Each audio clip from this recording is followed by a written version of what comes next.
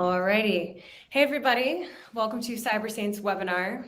Today we are covering Gartner's Innovation Insight on Continuous Control Monitoring. My name is Allison Furneaux. I'm the Chief Marketing Officer for CyberSaint, and today I'm joined by our very own Patrick O'Reilly, our co-founder and Chief Product Officer. So welcome, Patrick. Thank you, Allison. Always a pleasure. Today, we're going to dive into a very hot topic in the world of cyber risk management, and that is continuous control monitoring, or CCM. It's the tech that's powering the move from a point-in-time control assessment to a real-time control assessment, and it could be very revolutionary. Today, we're going to cover what CCM is and why it's important, how it's being used and its implications, the challenges that organizations face and opportunities for return on investment, and then we'll end with CyberSaint's approach to CCM with our continuous control automation feature and how our approach is different compared to other vendors. So let's dive into it. Patrick, could you give us a quick overview of what CCM is and how it works? Sure, yeah. CCM is at its essence is really just, taking those components on controls that can be automated and automating them. So, you might have a framework in place like 853 or ISO or, HIPAA or some standard framework. And those components inside the controls, like say AC2, for example, and 853, that's account management. It's got 15 line items within it. Some of them are like, do you do group and role permissions? Do you have account managers? Things like that. Well, a lot of the infrastructure inside the cloud, across all the cloud vendors, has had long established mappings from the policy settings or the configurations into those discrete line item elements. So we do a little bit of initial, analysis, and sometimes we have to drill down further into control. But there are checks that are fundamentally Boolean checks. Are you doing this? Do you have this policy in place? Is this configuration in place? Yes, no. It's pretty simple. And then we pipe that onto the control action itself, and then that rolls up to the overall profile on that assessment. Cool. So obviously we're going to dive into exactly what the implications of this technology are and everything, but I wanted to ground ourselves in some real world context here, because I'm sure for a lot of the people listening, they're used to the typical way that we perform assessments today, which is manual. Yeah. And it's crazy because there is so much automation in every other part of cyber and tech in general. There's so much automation going on, yet it hasn't quite touched the risk and compliance space yet. No. And so my question for you is, why is that the case? Like, why has risk and compliance been stuck here? And then we'll get into kind of the forces that are forcing us towards this more continuous approach. Sure. Yeah, absolutely. I mean, why are we stuck here? I mean, it's one of the sort of dark family secrets of cyber, the cyber practice, that it's done on spreadsheets secretly and in the cover of darkness, and nobody wants to talk about it. I think, a lot of the great MSPs and system integrators, even the federal government, ran assessments for years in Excel. I mean, you can run an assessment in Excel. You can, you can do it. The problem is it becomes quite complex when you have multiple parties involved and multiple steps of QA and assurance and evidence. The problem starts to get too big. So I think just historically, assessments were kind of one-off. Things have advanced to the point, though, in cyber where you can't just assess once, right? The threat landscape, as we've seen over the last 2 years, has just gone haywire, really. I mean, there's a lot of pressure on cyber professionals to represent, their risk posture and to do it credibly across control frameworks and standards and regulations. Now, they're asked to do it more and more frequently. Well, if you're asked to do it more and more frequently, you can't be calling IT every time. You can't, the way we ran assessments when we started the company was the old school way. And it was sort of like, it's like leather chairs and cigars. You'd be like, well, we have a meeting with IT and, we're going to talk about the configurations and we'll write that down in our spreadsheet. That sort of approach is too old world.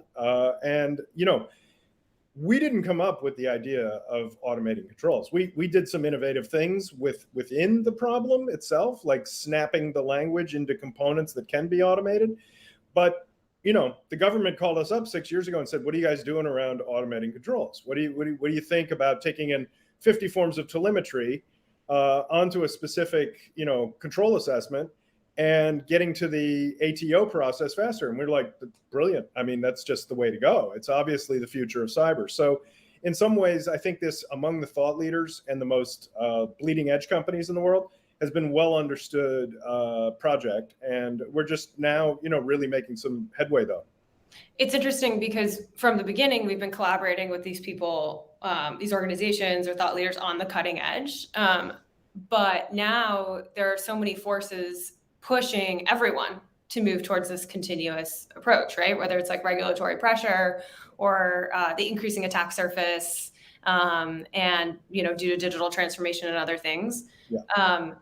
But not everyone, a lot of people are still stuck in that, like, preparing for the next audit and only addressing the controls that relate to the next audit. So can you talk a little bit, you touched on this a bit, but talk a little bit about the forces, the external forces pushing everyone towards this continuous approach and why it needs to be accessible beyond just like the people at the cutting edge or the thought leaders. Right. Yeah. Well, I mean, I think the two big forces that are pushing hard are the threat actors, and there are three forces. The government knows that automation is the only way to solve this at scale. The threat actors are forcing the hand of everyone. And then the third problem is that businesses have begun to realize that their, way of doing business as usual, business, process change has been in the way of getting more velocity onto assessments, controls, infrastructures.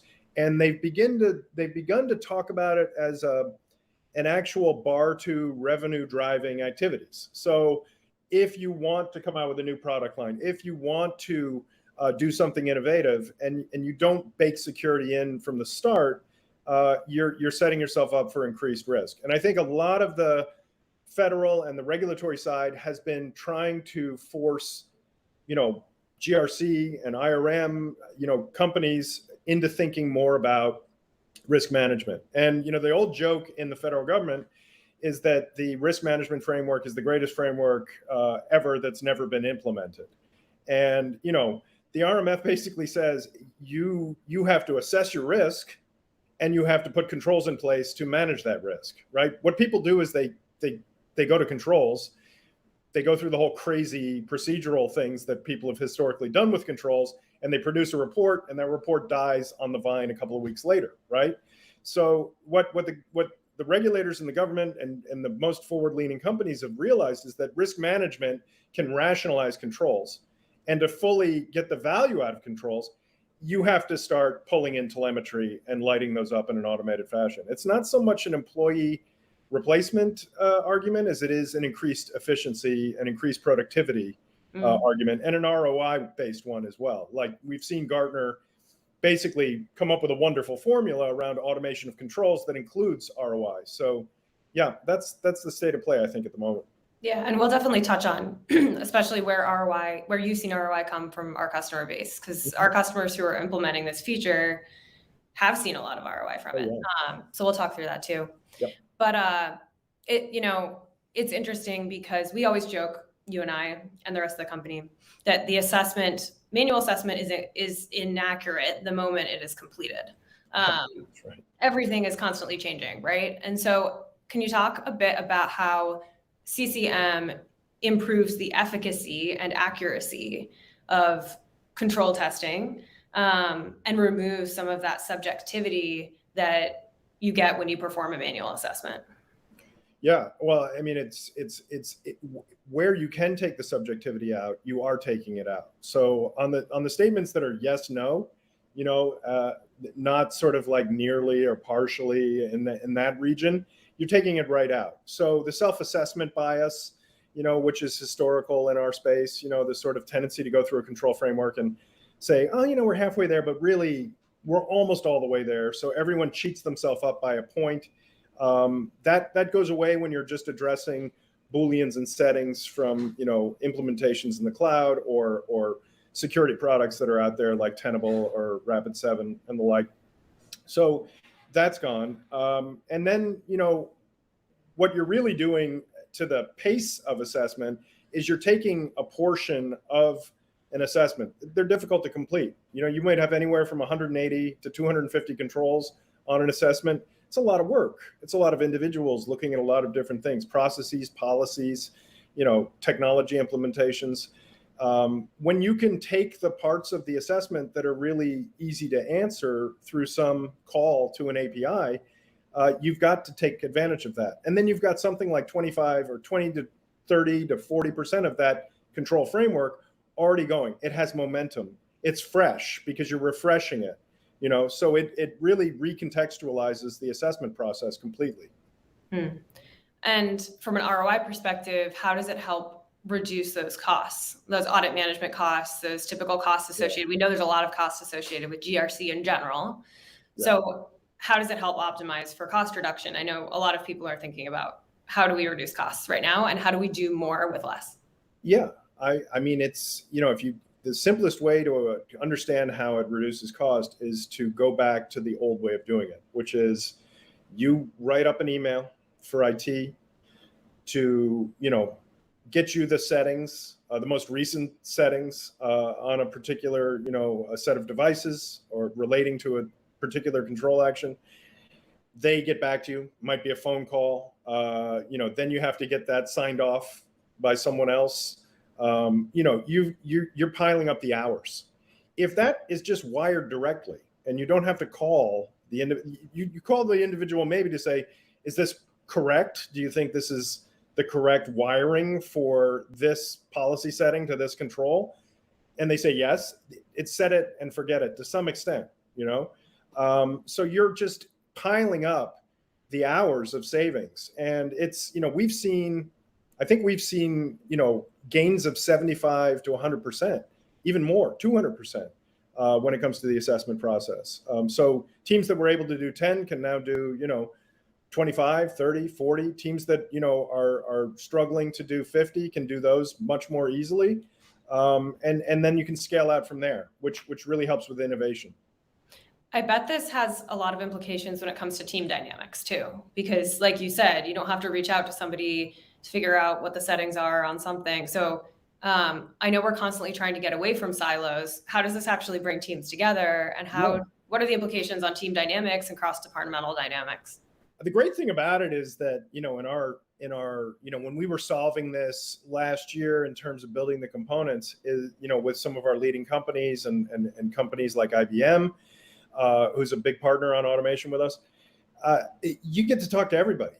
I mean, the nice thing is everyone comes to the table at the beginning, right? So you risk, compliance, IT, and all the disparate functions, they have to sort of all agree that this is the approach, Yeah. And then you have to get some sign off. So you get to work with everybody, and they don't, they outside of the old assessment workflow, they don't historically agree upon an approach. They, compliance would call IT, risk would call compliance, and they'd call IT, and it just is like this endless loop. This is everyone putting their heads together on a solution that's joint, that's agreed upon, and will make everyone's lives easier. Yeah, that makes a lot of sense. And I feel like historically, there's just been so many silos in GRC, and we see it all the time when customers come in. Different departments will have different versions of the same framework that they're working off of. And so being able to standardize and centralize all this information in one place and then automate it as much as possible is really what CCM, helps provide, right? Oh, absolutely. And it sort of forces the hand of organizations to have an agreed upon set of standards or set of controls and that are automatable. So it creates all sorts of efficiencies, because now you don't have multiple versions of the old spreadsheet. Now you've got one central source of truth. A good portion of it is automated. And then the parts that are, human reviewable, everyone's in there doing that as well. It's not, all these separate silos, separate spreadsheets.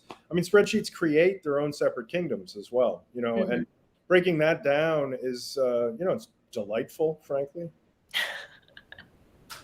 Yeah, maybe for us. But Yeah, it you is may have a delightful for the different customer. take on it. Yeah. Yeah, once they get through the process of letting go of that spreadsheet, which it's an emotional thing, when Oh, you put a lot of time and effort into the spreadsheet, it yeah, can be. but if you ask the average, information security professional, and we get to talk to them a lot, are they, do they look forward to logging back into the spreadsheet? The answer is no. I'm exhausted. Yeah. If I have to see more, green, I'm going to kill myself. Right, exactly. Cool. So let's bring this to the risk discussion. So obviously we love talking about risk here at Cybersecurity. And CCM is a functionality that we have, but one thing that makes us different is we relate controls to risks, and we allow organizations to manage those risks in real time based on their control posture, and a bunch of other things. But can you talk a little bit about how in implementing CCM and how in automating your control assessment process as much as possible, you are buying down those risks, and how risk and compliance are related in this use case? Yeah, I love this particular topic myself. I could probably talk for hours about it. But, when it comes to risk management in cyber, there were years where people were like, well, what model do I use? What are the likelihoods? What are the impacts? Again, the federal government and the financial industry and, risk analysis outside of cyber made a lot of headway here.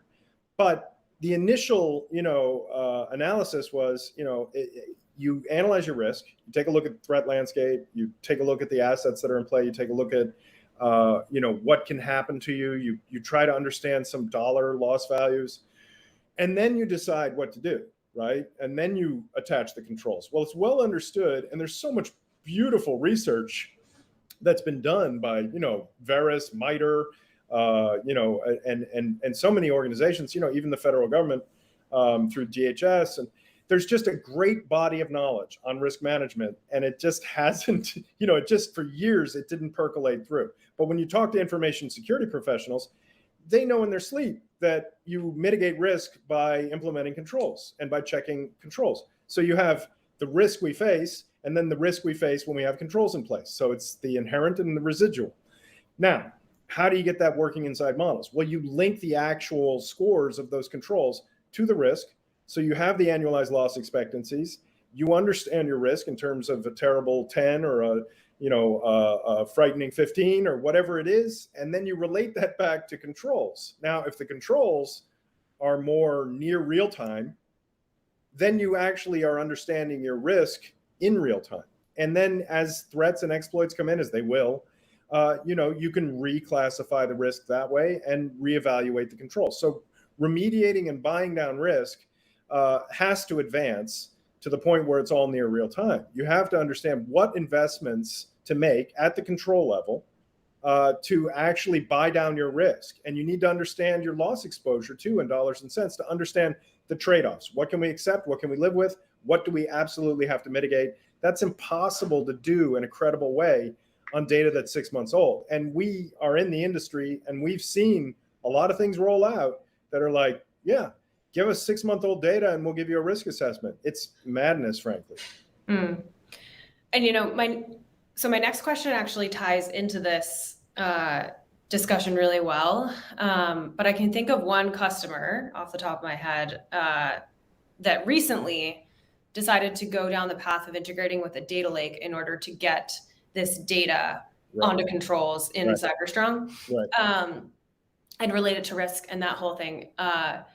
It'd be interesting to hear from your perspective, because you're talking to our customers all the time. Yes. That company, when they came in, very large enterprise company, what was their vision, their ultimate vision? And then how did they overcome the challenge? Because with CCM, one of the challenges that Gartner highlights in the report is getting to the data. Yeah. So how did they get to the data?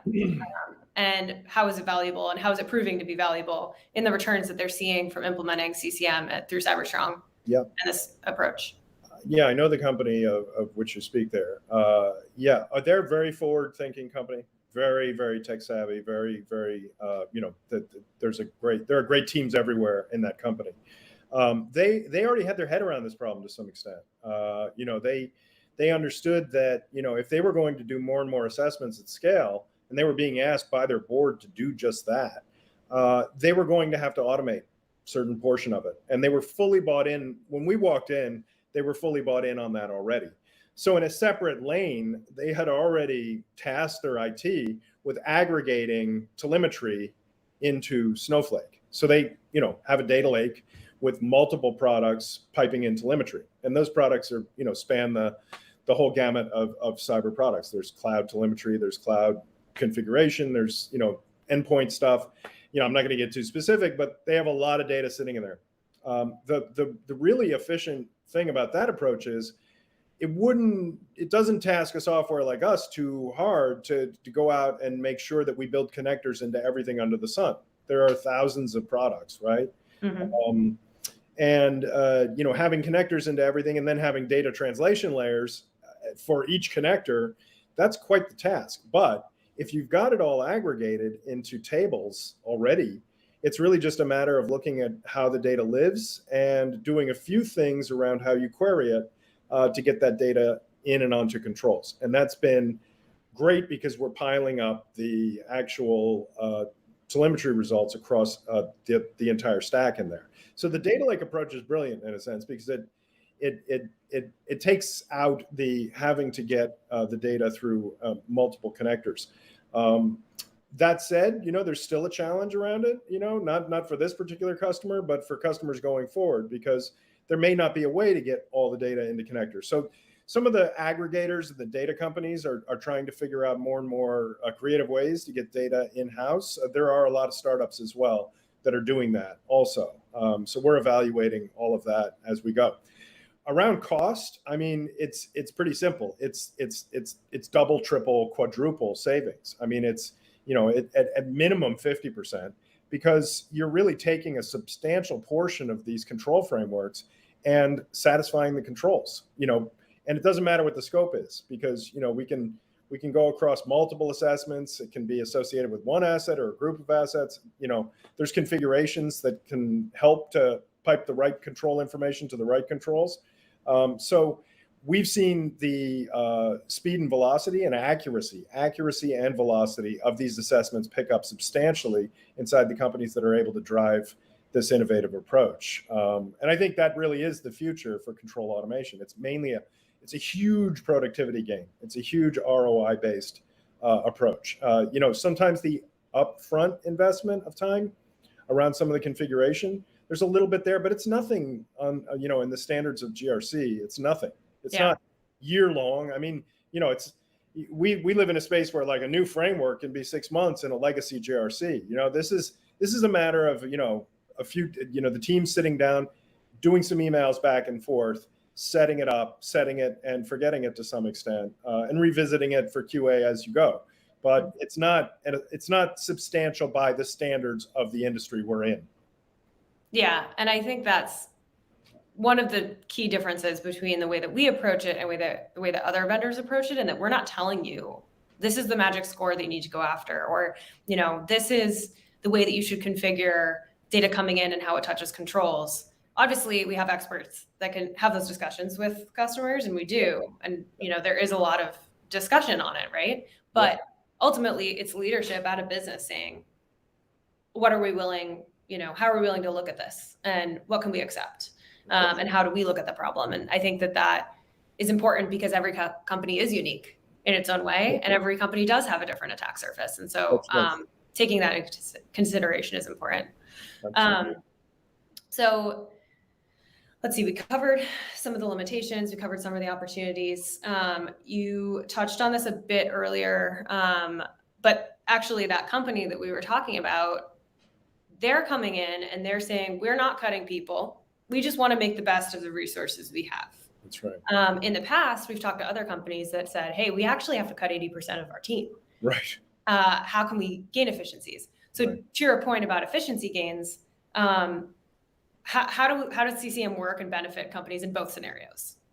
Well, you can think about it, in information security, we all have these tasks that are just mindless and brutal. We do. And, anyone who's in information security has a strong streak of masochism. They have to, because there's any number of tasks that are just like, oh my God, I've got to call, I've got to write this down, I've got to then send out this, and then I've got to get this verified, I've got to, do all this stuff. Even you can even look at it at the level of the SOC, or the threats that come in, and then having to review all of the different vulnerabilities. There are so many problems in information security that are just mind-numbingly difficult, right? But people stay in it because there are problems that are beautiful, and wonderful and fascinating. And, part of the job of people in information security is to understand the shifting profile of risk over time, given a complex APT and threat landscape. That's a beautiful problem. There's a lot of beautiful solutions for it. But if you're stuck calling and setting up meetings to verify, 300 settings in a spreadsheet, and then you have to email that out and update a sheet over here, that's just killing you, and we have a labor shortage already in cyber. Now, the companies that were looking to do sort of replacement, it didn't go anywhere. It didn't, the automation projects that work are the ones that are, understand the professionals in cyber and understand that they have to free them up to do the important stuff, and not so much the manual QA of things, and the manual QA, we all live it, breathe it, but it's about, addressing that and getting real productivity gains around those things so that people can be freed up to do the proper analysis, which is really, when the feds came to us, years ago on this, just experimentally, their whole thing was, we just put out fires. We don't get ahead of it. We're never proactive. And, this is about getting proactive, and cyber professionals know that that's where the real ROI lives, on the proactive side. Right. Yep. We're all about being proactive over here, rather than reactive. Yep. So let's conclude talking a little bit about CyberState's approach, which has been sprinkled in throughout this whole conversation. Yeah.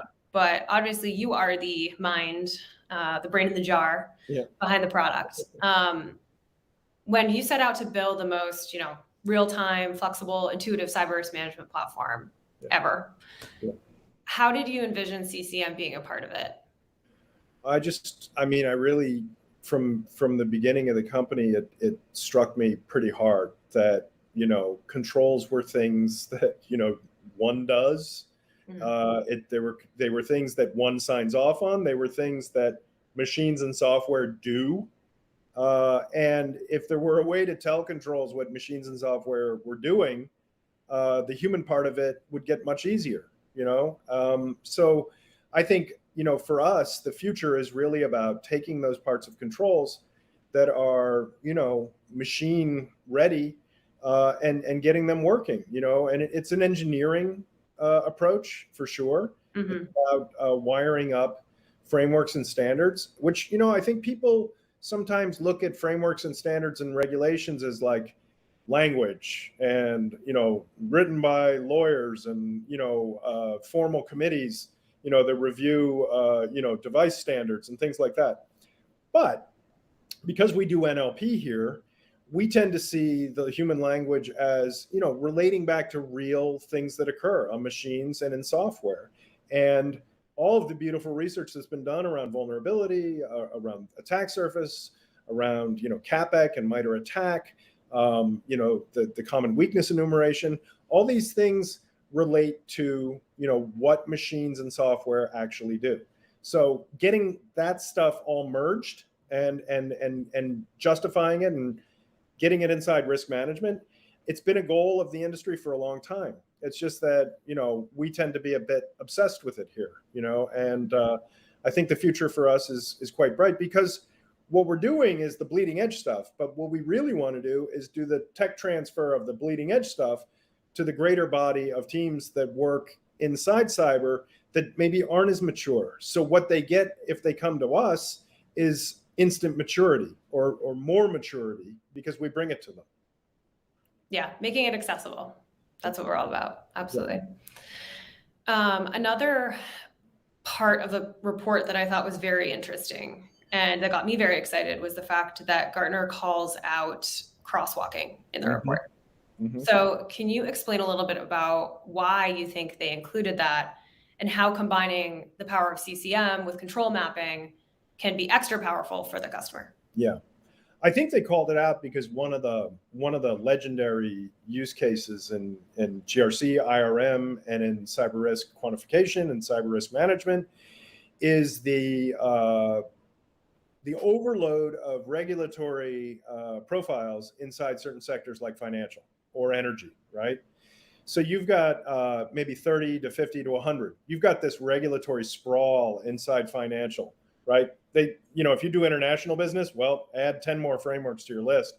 And new stuff's coming out all the time and will continue to. Mm-hmm. Now, with teams who work, fundamentally with 2 or 3 frameworks, they might work with 853, they might work with ISO, they might work with FFIEC or New York DFS or some privacy standards as well.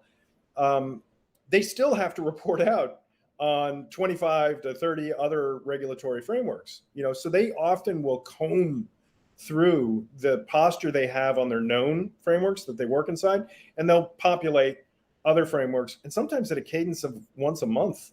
It's just burdensome, very, very burdensome.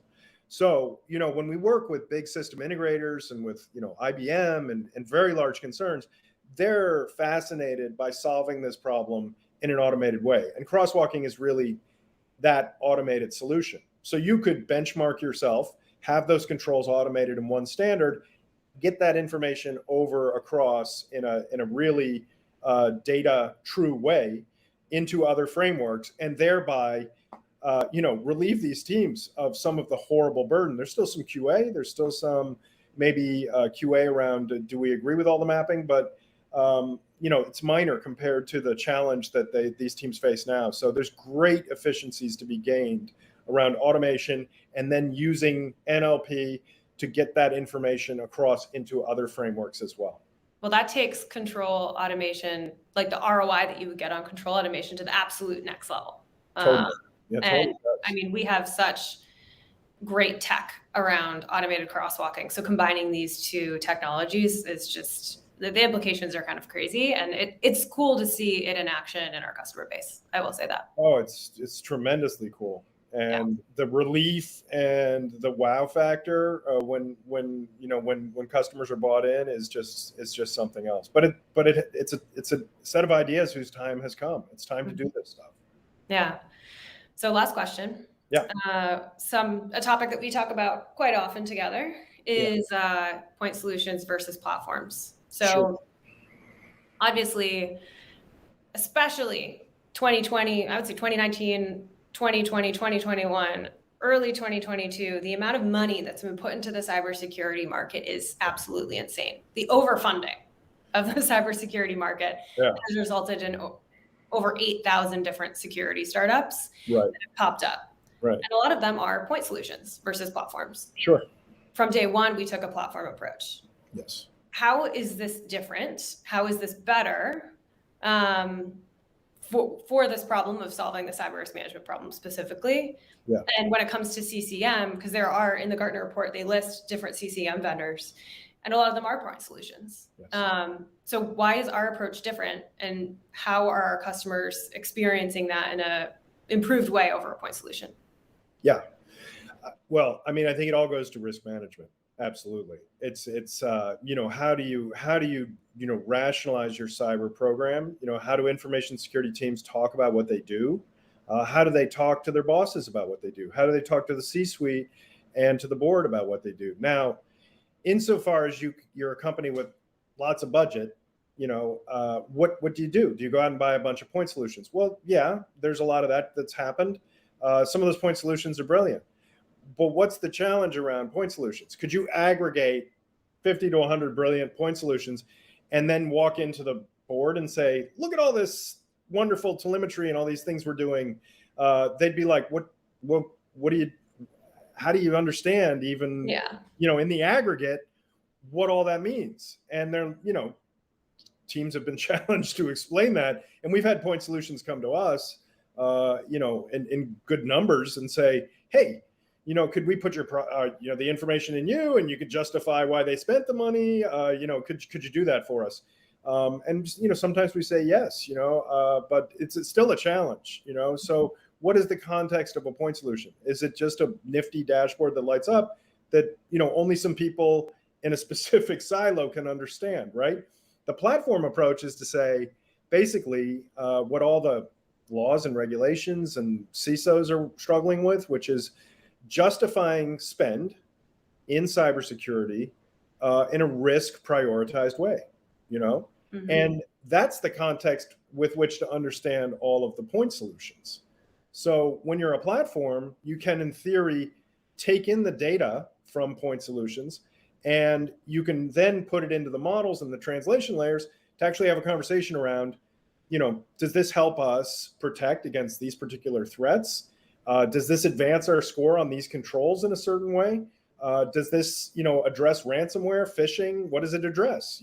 And what are the budgetary line items that are most efficient to buy down particular risks? You can't really do that from the point of view of a blinking dashboard. You need more functionality, which is something we have around the conversation, for leadership.